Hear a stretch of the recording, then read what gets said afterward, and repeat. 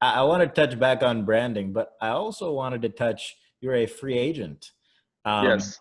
are you serious? I saw you post on Instagram. You said uh, or something along the lines of comment why I should go to your team. Are you actually taking comments into consideration for your free agency decision? Absolutely. One of the biggest things for me is connecting with fan bases. So if the fan base is excited, that's a big thing.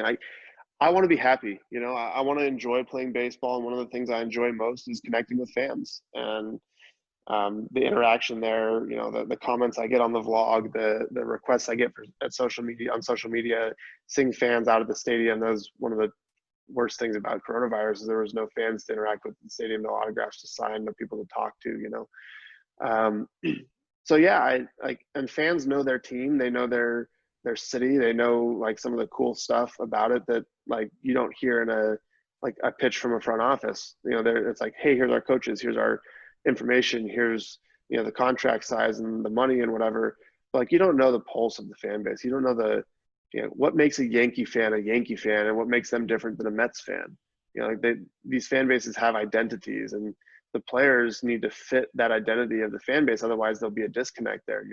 If Hmm. a fan base is super blue collar and hardworking, and you bring in someone that's flaunting, money and riches and whatever the case is, there's going to be a disconnect there. And I want to connect with the fans, so I want to understand these things about the fan base in the city before I make a decision. It's not the only decision, but it's one of them. So off of that, what fan base do you think you align with? I see where you're going with that. I like that. That's a creative way to get to it. There's a lot of them. One, the biggest thing is like baseball fans. So like St. Louis has tremendous baseball fans. Cincinnati has tremendous baseball fans. There's other cities that aren't baseball cities.